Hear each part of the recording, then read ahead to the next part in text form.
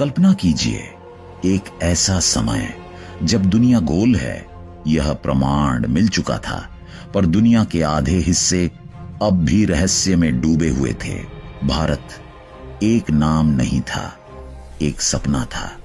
सोने की चिड़ियां, मसालों की खुशबू, रेशम की चमक, एक ऐसा स्वर्ग जिसका रास्ता दुनिया से छुपा हुआ था। लेकिन कौन था वो व्यक्ति जिसने महासागर को चुनौती दी? कौन था जिसने कहा, मैं समुद्र को फाड़कर भारत ढूंढ निकालूंगा, चाहे तूफान मार डाले? आज हम बताएंगे उस खोज की कहानी जिसने सिर्फ भारत नहीं, पूरी दुनिया का इतिहास बदल दिया। 15वीं सदी का यूरोप अस्थिर था। व्यापारिक रास्तों पर अरबों का नियंत्रण था और भारत, मसालों की जन्नत, यूरोपियों के लिए एक दूर का सपना। मसालों की कीमत सोने जैसी बढ़ चुकी थी और हर राजा की आंखों में सिर्फ एक प्रश्न था, भारत तक पहुंचा कैसे जाए? पुराने रास्ते बंद हो चुके थे और नए अज्ञात थे।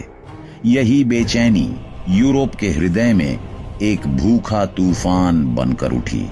भारत केवल व्यापार नहीं था, वह शक्ति, वैभव और समृद्धि का प्रतीक था। और यह सपना किसी न किसी को समुद्र की ओर धकेलने ही वाला था। पुर्तगाल के एक छोटे से नगर में जन्मा वास्को द गामा बचपन से ही समुद्र की आवाज में कुछ अलग सुनता था। उसे लगता था कि लहरें उससे बात कर रही हों, दूर देशों, अनजानी धरती और रहस्यमय यात्राओं की कहानियां सुनाती हों। जब उसने भारत के स्वर्ण भूमि होने की दंत कथाएं सुनी, उसके भीतर एक आग भड़क उठी। उस समय यूरोप में एक ही मान्यता थी, जो व्यक्ति भारत तक सीधा समुद्री मार्ग ढूंढ लेगा, वही दुनिया की अर्थव्यवस्था का स्वामी बनेगा। पर यह काम आसान नहीं था। समुद्र अज्ञात दुश्मन जैसा था। तूफान, बीमारियां, दिशा भटक जाना और जहाजों का टूटना, यह सब आम बात थी।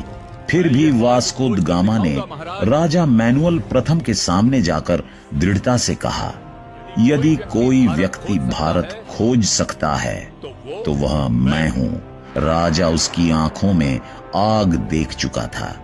पुर्तगाल लंबे समय से ऐसे व्यक्ति की प्रतीक्षा कर रहा था जो अपनी जान जोखिम में डालकर नया मार्ग ढूंढ सके। आखिरकार अनुमति मिल गई। यह निर्णय